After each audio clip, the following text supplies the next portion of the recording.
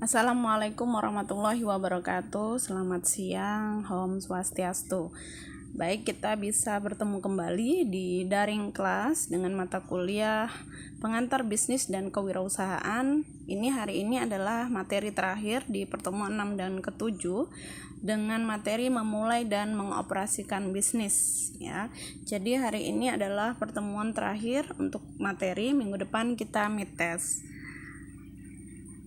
Oke, baik. Untuk tujuan pembelajaran hari ini yaitu yang pertama adalah pengertian mengenai membeli perusahaan, mendirikan perusahaan. Kemudian yang ketiga adalah franchising, yang keempat pengertian MSDM, dan yang kelima adalah proses MSDM.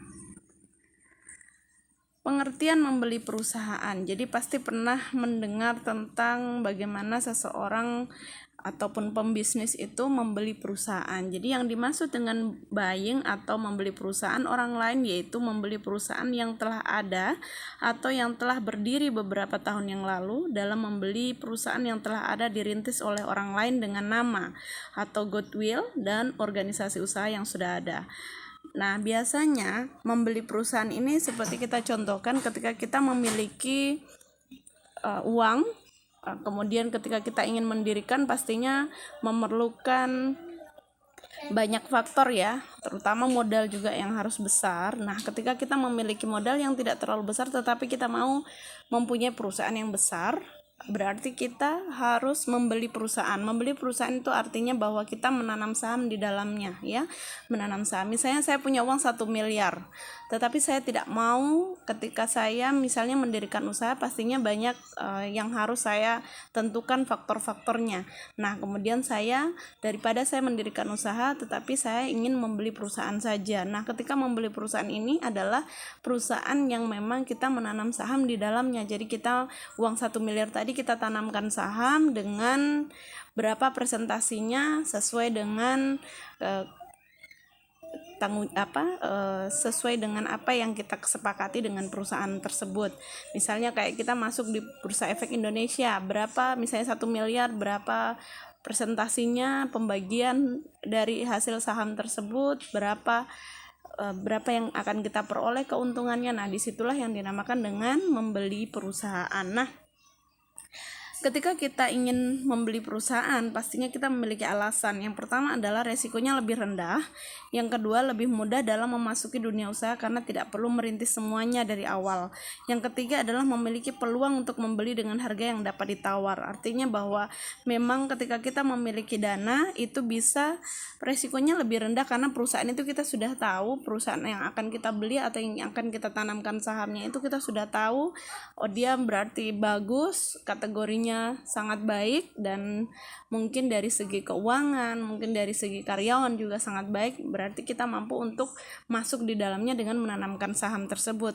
Nah, kemudian juga lebih mudah dalam memasuki dunia usaha karena tidak merintis karena sudah ada perusahaan tersebut sudah lama atau sudah ada.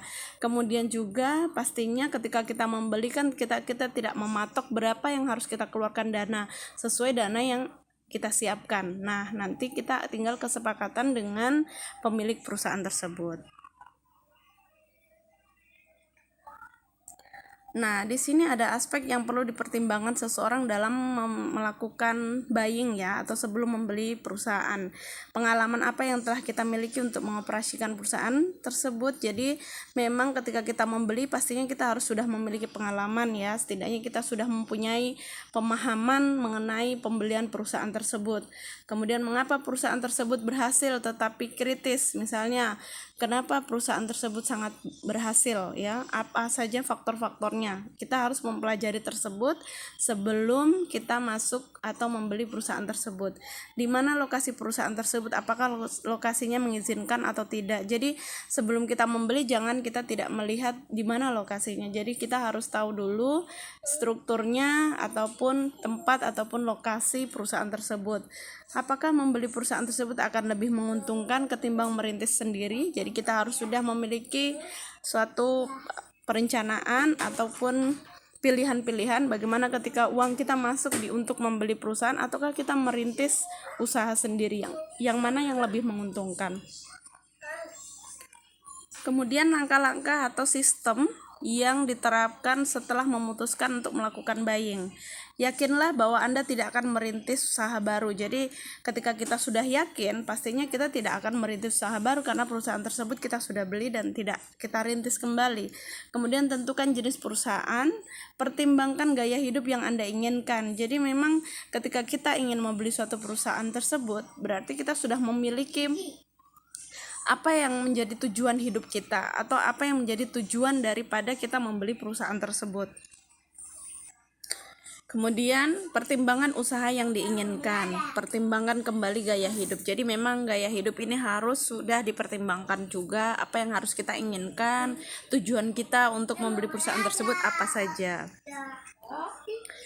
Kelebihan atau keuntungan dan kekurangan membeli perusahaan ya. Ini keuntungannya adalah kemungkinan sukses. Kemudian lokasi sudah cocok, karyawan dan pemasok biasanya sudah mantap karena memang perusahaan itu sudah ada. Kemudian sudah siap beroperasi pastinya karena memang perusahaan itu mungkin sudah 1 tahun, 2 tahun, 3 tahun sudah berjalan. Kita sudah melihat pastinya sudah siap untuk beroperasi. Kemudian kerugian ataupun kekurangan ya. Jadi ketika kita membeli pasti kita juga harus tahu apa saja nanti kekurangan ketika kita membeli perusahaan tersebut. Yang pertama adalah perusahaan yang dijual biasanya lemah ya. Peralatan dan fasilitas mungkin tidak efisien. Harga perusahaan mungkin terlalu mahal, perubahan dan inovasi sulit ditemukan. Artinya itu adalah suatu kemungkinan kekurangan-kekurangan yang akan kita lakukan. Jadi kita harus sudah memiliki kekurangan ataupun kerugian, kita harus sudah apa saja yang kekurangan ketika kita nantinya membeli. Jadi sudah punya apa yang harus kita lakukan ya. Kemudian di sini ada prosedur mendirikan perusahaan ya. Jadi mendirikan perusahaan itu berbeda ketika kita membeli perusahaan. Nah, di sini ada pendirian perusahaan. Jadi ketika kita mendirikan perusahaan ini misalnya perusahaan terbatas ya. Jadi kita harus membuat akta pendirian PT, SK pengesahan badan hukum dan NPWP perusahaan. Ini ketika kita mendirikan usaha sendiri atau bisnis di perusahaan terbatas atau perseroan terbatas ya. Yang kedua adalah menentukan domisili usaha. Kita harus sudah menentukan, berbeda ketika kita membeli. Karena kita kalau membeli berarti usaha itu sudah ada, kita sudah tahu domisilinya di mana. Tetapi kalau masih merintis berarti kita harus menentukan domisili usaha, menentukan bidang usaha, jadi usaha apa yang akan kita rintis. Kemudian mendaftarkan perusahaan ke BPJS Ketenagakerjaan pastinya ya, karena perusahaan itu harus melindungi tenaga kerjanya.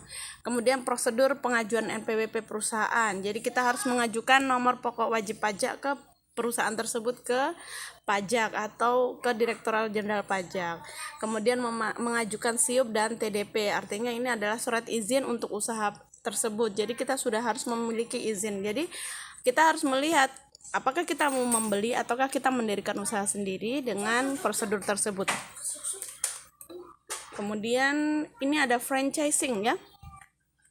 Ini franchising ini adalah perikatan di mana salah satu pihak diberikan hak untuk memanfaatkan dan atau menggunakan hak atas kekayaan intelektual atau penemuan atau ciri khas usaha yang dimiliki pihak lain dengan suatu imbalan berdasarkan persyaratan. Jadi franchise ini adalah biasanya kita sudah mengambil merek ataupun mengambil apa saja yang ada di dalam perusahaan tersebut, kita ambil namanya tetapi dengan proses yang sama.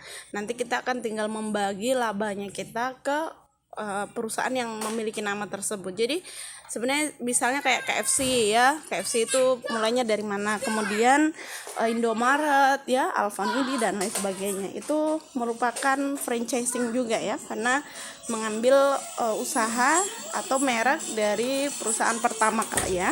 Kemudian kalau kemudian kita masuk di pengertian MSDM. Jadi kalau MSDM ini sebelum kita punya usaha kita harus sudah tahu dulu apa itu MSDM. Jadi MSDM ini adalah salah satu fungsi dalam sebuah perusahaan atau organisasi yang fokus pada kegiatan rekrutmen. Jadi sebelum usaha tadi jalan, pastinya kita harus merekrut ya. Kemudian pengelolaan dan pengarahan ya untuk orang-orang yang bekerja dalam perusahaan. Jadi memang di mana pengertian MSDM ini setiap perusahaan atau organisasi pasti sudah memiliki MSDM tadi. Bagaimana memanage orang-orang yang ada di dalam, bagaimana memanage pemasarannya, bagaimana memanage tenaga kerjanya dan lain sebagainya. Kemudian kita masuk di proses MSDM. Jadi proses MSDM ini adalah ada perencanaan sumber daya manusia. Perencanaan itu adalah kita sebelum melakukan aktivitas kita sudah merencanakan, baik dari tenaga kerjanya, baik dari bahannya, baik dari mesinnya dan lain sebagainya. Kita sudah harus punya perencanaan. Kemudian rekrutmen, seleksi, perjanjian kerja, orientasi dan penempatan, pelatihan dan pengembangan karyawan. Kemudian imbal. Jadi di sini ketika proses MSDM ini adalah kita sebelum mempunyai ataupun dalam dunia bisnis, perusahaan, baik organisasi pasti sudah merencanakan sumber daya manusia atau tenaga kerjanya. Bagaimana mulai dari rekrutmennya, seleksinya, perjanjian kerjanya, orientasi, penempatannya ya sesuai dengan apa yang memang menjadi kebutuhan. Jadi biasa penempatan itu juga tidak boleh sembarang orang. Jadi orang yang memiliki keahlian yang memang sudah pada bidangnya. Kemudian juga pengembangan karyawan, penilaian kinerja, imbal jasa.